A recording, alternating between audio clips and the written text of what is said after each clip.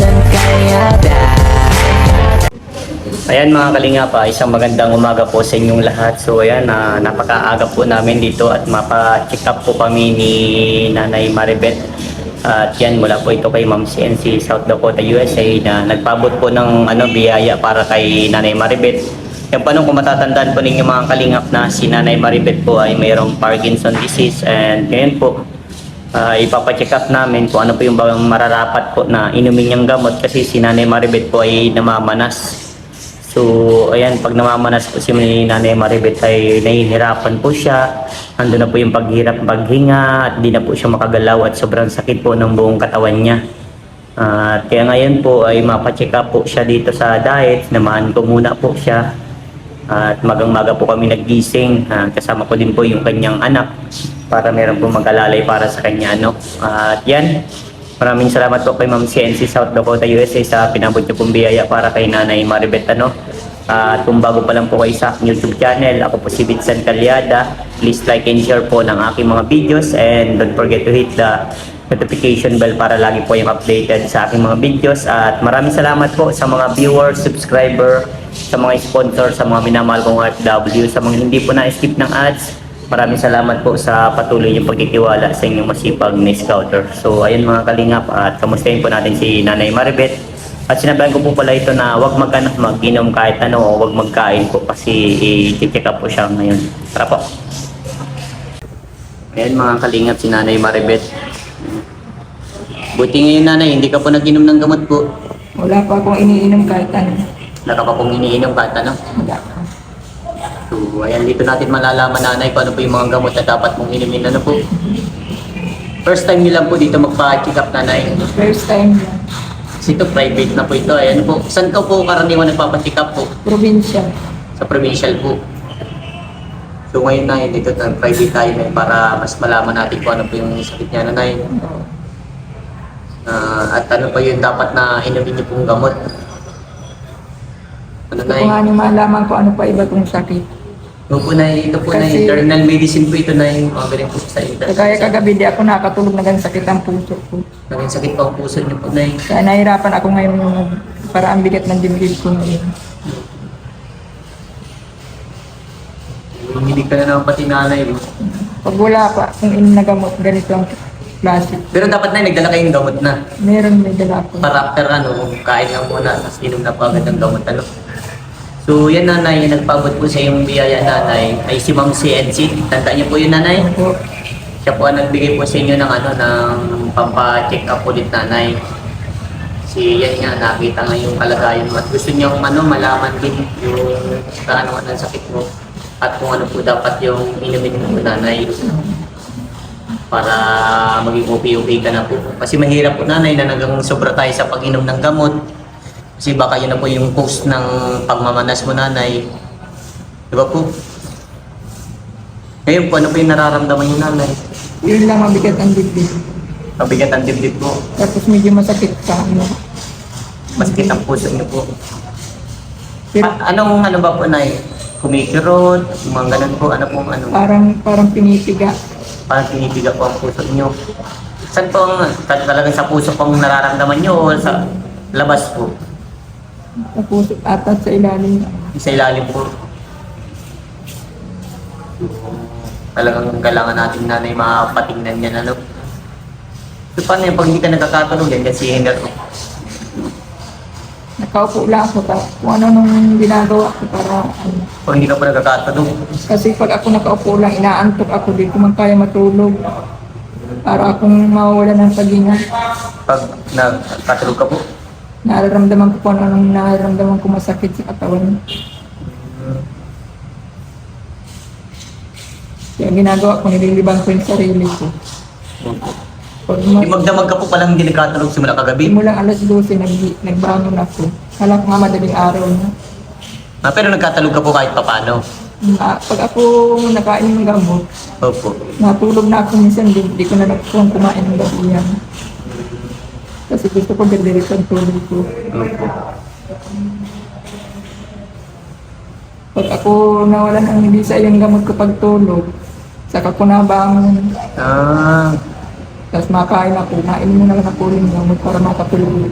Sige po, isasabi po natin yan kay doktor ano, na about po sa ganyan na kapag nawalan bisa, nagkakagising ka na. Nararamdaman mo talaga yun nanay na ano pa talaga? Pag ako nagbaling, manginginig ako niya, hindi na makakatulog niya. Siguro nandiyon na yung limit ng oras ng ano mo po, Connection sa puso ko pa ako nang connection sa puso po. na Buti may dala na kayong ano, may dala na kayong gamot ano. may dala ako. Tama po yan, para mamaya after check up po nanay, magkain lang sabay inom agad ng gamot ano. Para maano na po yung ano mo. Dapat siguro pati nanay pag nainom tata ng gamot, dapat may kinakain. Kunti lang kasi pag marami, lalo ko nahihirapan pag nag-iisip ko. Na pag maraming kinain, nahihirapan ka mag... Dapat kunti lang laman ng tiyan. Itanong din natin nanay, ano, itanong natin yan lahat ng mga ano mo nanay para mabigyan ka ng proper na ano ng gamot. Eh, malay natin na over na pala yung usage ng ano mo, gamot mo. Sabi ko nga sa nanay ko ay ano, baka ako ay ano na, yung kailangan ng palitan ng basic. Opo, baka po yun, mga ganun pa, palitin ng usage. O Kasi matagal umipikto na ngayon. patakin na umepekto po. Mga ilang minuto nyo po na ba nararamdaman nanay bago na epekto po? Pag ano lang, kunti lang na maigang laman ng tiyan ko, mabilis lang. Mag-epekto. Hindi ako masyado nahirapan pag nag-epekto. Pero pag kumain talaga ako ng tama, matagal. Nahirapan ako, sige, ang panigas ko lang. Naninigas po. Minsan ay nasigaw ako sa mga bata na tulungan ako. Ano po pag naninigas? Anong klase ba? Anong na-experience mo dito, ano, Hiner, pag naninigas si mama mo? Wala po, nanunublo siya. Na ano? Natubla siya. Na? Natubla. Natuldag? Dati, Naunat? mula ulo hanggang paa, naninigas yan. Kaya minsan, pag di ko na kaya yung sakit ng liig ko saka ng ulo, Opo. parang puputok na. Opo. Tinatawag ko itong mga bata, sabi ko, therapy niyo ako. Kasi mas di pa pa. Talagang siya na parang nag-i-straight, Oo. nahihinat, parang ganun. Mas malala siguro yung ganun, ano?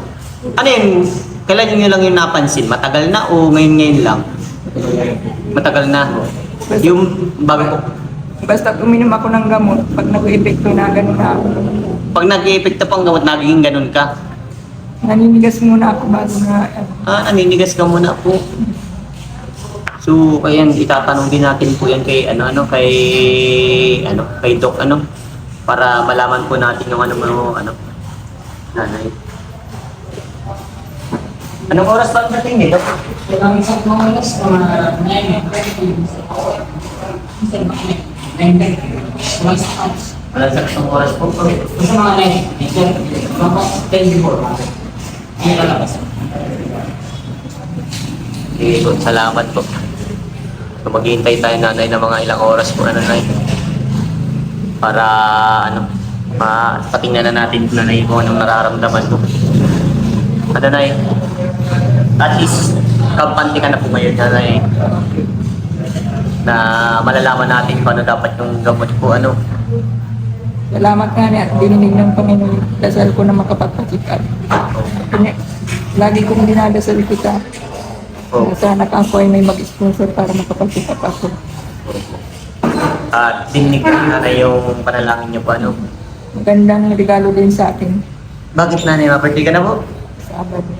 Ay, ngayong Sabado po, ma-birthday ka na po ngayong Sabado. Oo. Yung pinakamagandang regalo nanay, yung mawala na yung sakit mo.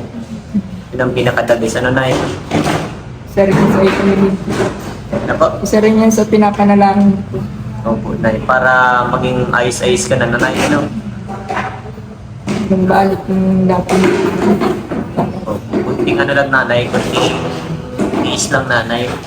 Magiging kunti ka. Hangad ko na, malampasan mo lahat nanay ang mga pagsubok na dumarating sa buhay niyo po, Si nanay mga kalingap. Ang nanginginig pa. Manas pa rin po ba, nay? Tingnan pa, nay. Angat-angat. Tingnan mo. Manas ka pa talaga, nanay. Parang sa nagbubuntis lang po, Hindi na nga masyadong dati nung unang naman. Nung pagpunta ko po kahapon, nanay, pag sabi ko sa inay na mapacheck up tayo, manas ka pa talaga, malaki-laki ang pakamanas. Ano po? Oo. Kasi ngayon medyo hupa-upa na.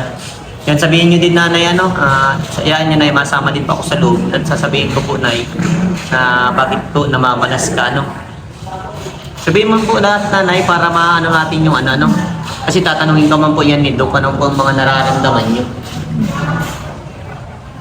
Yan po mga kalingap sa po, medyo mahina ang boses ni nanay, tapos minsan medyo hirap. Nahirapan kasi ang dibdib ko kaya mahina ang boses. Opo. Nawalan ako ng boses minsan.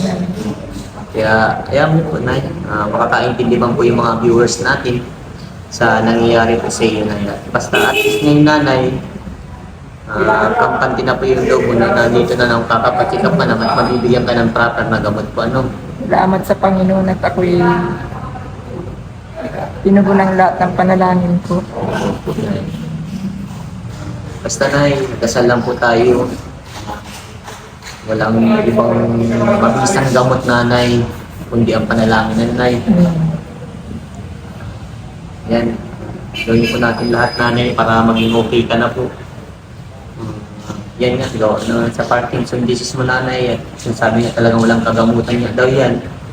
Pero kung wala man pong kagamutan yan, Nanay, baka malabanan sa anumang gamot, Nay. Kumbaga hindi mag-trigger yung panginginig po. At napakahirap niyan na magkaroon ng ganyan, Nanay. Katulad na ng pagkakapit ng bagay. Hindi mo maayos makapitan, Nay. Sobrang hirap talaga. Opo. Kahit nga pagkain apektado. Kahit pagkain, apektado.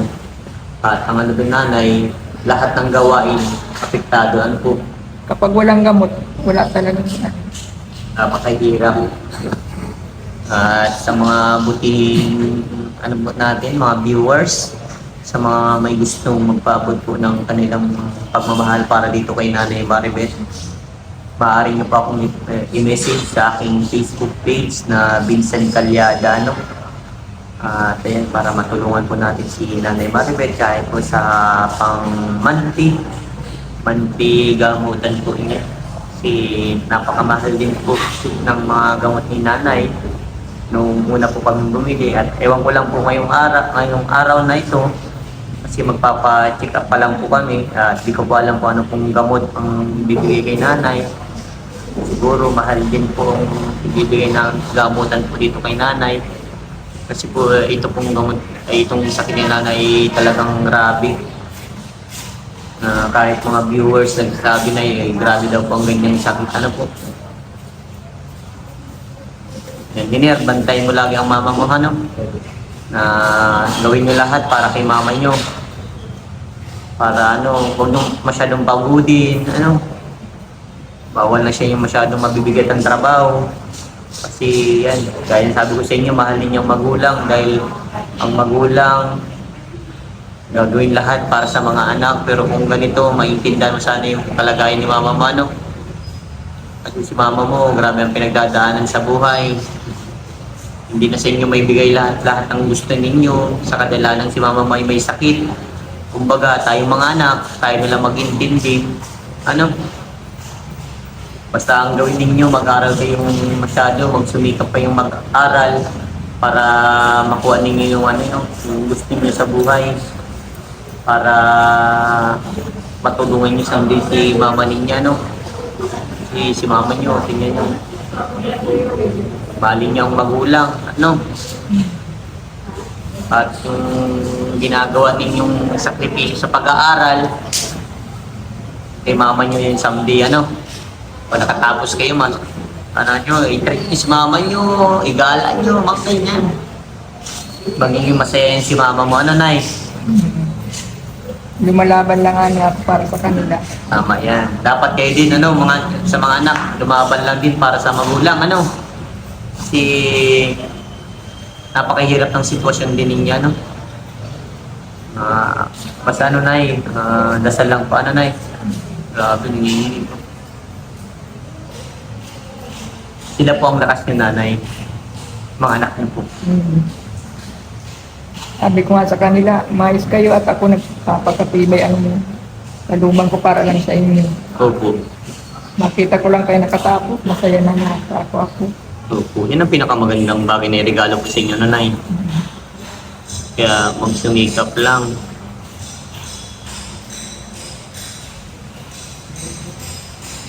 Ang hirap ng ganyan sitwasyon na po, nanay.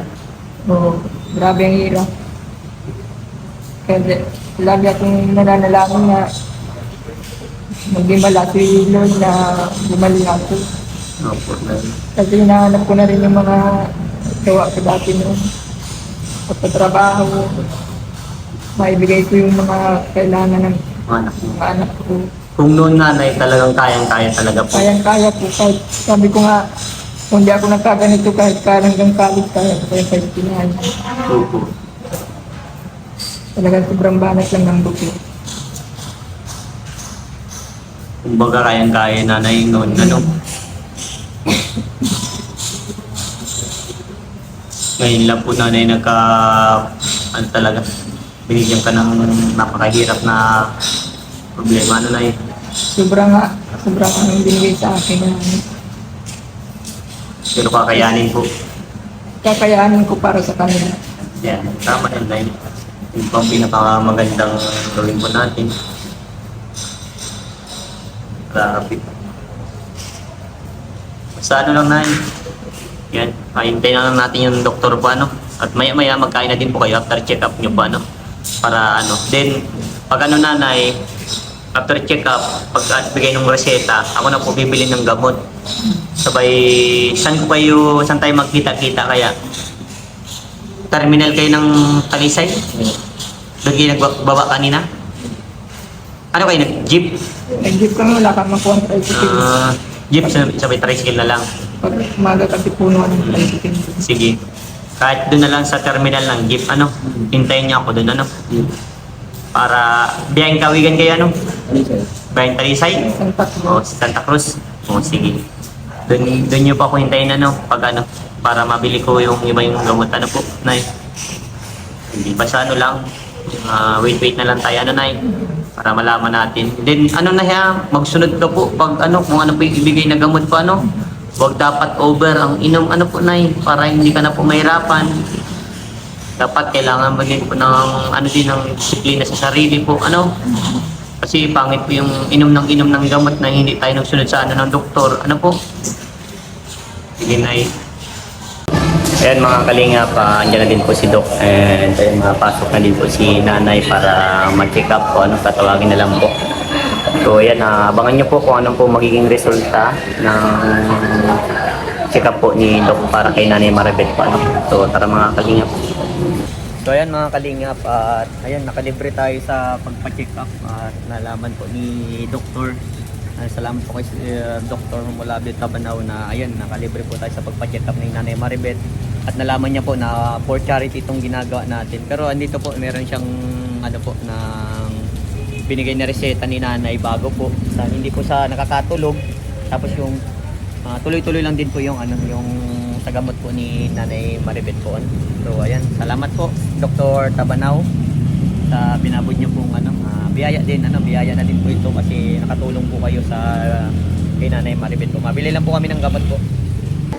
So ayan mga kalingap, nakabili na po akong gamot ni Nanay at ayan, iaabot na po natin sa kanya yung ano, the rest na pera pong natira na pinapabot po ni Ma'am CNC South Dakota, USA po, ano. So ayan mga kalingap, Nay, ito po yung gamot niyo, Nanay, ano, na bilhin natin. Yan po yung pag hindi ka po nakakatulog, Nanay, ano. At nasabi niyo po, Nanay, na may mga gamot ka pa naman po, ano. So ayan, at di po ako makabiyaya at maulan, Nanay. Iner, dana din kayo kung may kulang si Nanay sa gamot, ano, bilhin niyo na din, ano. Tapos bili daw kayo ng ano, ng bigas. Kung kaya sa ano, pero priority niyo, Nanay, yung pang isang buwan na gamutan, ano. At ayan, sabi po ni Doc, yan po yung inumin nyo sa para pag hindi ka po nakakatulog, ano, Nay. Dapat wag mo daw pong pipigilan ng ano, ang antok, Nanay. Sabi baga ni Doc, pinipigilan mo kasi nahihirapan kang maghinga, dapat itutulog mo daw baga po, ano. Parang iniisip mo lang din kasi, Nanay, tas ninervyos, ano po. Tapos ano, Nay, okay naman daw po yung mga gamot yun, tama lang, ano, at yung pamamanas mo, nanay, okay naman daw po, ano? Lahat daw po ng nararamdaman nyo, nanay, yan daw po yung mga sintomas ng ano, ng Parkinson. Kumbaga yan po yung mga ano talaga ng Parkinson, ano, nay? Kaya ang palakas ka, nanay, ano? So ito, nanay, pinapabot ko sa iyo ni Ma'am CNC. Nay. Ito po, nay, oh. 1, 2, 3, 4. Yan. Tapos yung pinili natin, nanay, na gamot. Ito po yung kupling, ano, nay. Nay, bili niyo po ng ano. Kayo na po ang magbili, ni Hiner. Ano, pagbalik ko na lang, tingnan ko na lang po yung gamot na binili niyo po, ano. Yan, isakto niyo po, nanay, na pang isang buwan po, ano, nanay. Dala niyo naman yung reseta, di ba? Nasa iyo naman yung reseta. Ibili niyo po ng ano, ilang gamot ba yung binibili niyo lagi? Isang box po. Isang box, so sakto ano yun, pang isang buwan na yun. Oo. O yun, nay, isang box. Magkano inaabot nun? Parang 3K. 3K plus. O sige. 3K plus yun, nay. Saktong-sakto pa, ano. Tapos magkain na din kayo, nay. Diyan na din, ano. Kumain na po kayo para meron kayong, ano, no. Tapos para makainom na si nanay ng gamot, ano. Tapos kung kaya pang magbili ng bigas, bili na kayo ng bigas, ano. Kasi di ko na kayo masasamahan kasi maulan. Ano, nakamotor kayo, kayo naka-tricycle. Ano, nay? Ano pa masasabi niyo kay Ma'am CNC, nanay? Maraming salamat po, Ma'am CNC. At wala po kayong sawang magtulong sa akin. Maraming salamat. Sobrang walang katapusan po salamat po ang hatid ko po sa inyo. Yan. Maraming salamat po. Opo, nanay. Yan, medyo may ang boses ni nanay kasi nga po sa, Mamalat kasi ako dahil kumain Opo. ako ng buti. Okay lang po, nanay. Naiintindihan ko po. Huwag po para isipin, nanay, yung sakit mo pa, ano? Kasi yan, nag-halo-halo na daw, nervous. Ano, nay? O, mag-ingat kayo, nanay. Ano po? God bless po, nay. Salamat po. Okay po, sige po. Magkain kayo, nay, para makainom ka na po ng gamot, ano po? Sige po. Parang sinabi po din ano, 3 times a day ka lang siguro po mag-iinom ng gamot. Kaya ngayon pangatlo sa gabi ko. Oo. Kaya di ba sabi minsan nagiging 4, ano po? Pag ako lagi pinalas 12 na. Oo. Pag ano daw po, itulog mo daw po, ano? Sige, nay, God bless po, ingat po kayo. Salamat. Okay, kang bahala, ha? Salamat din po. Okay, sige.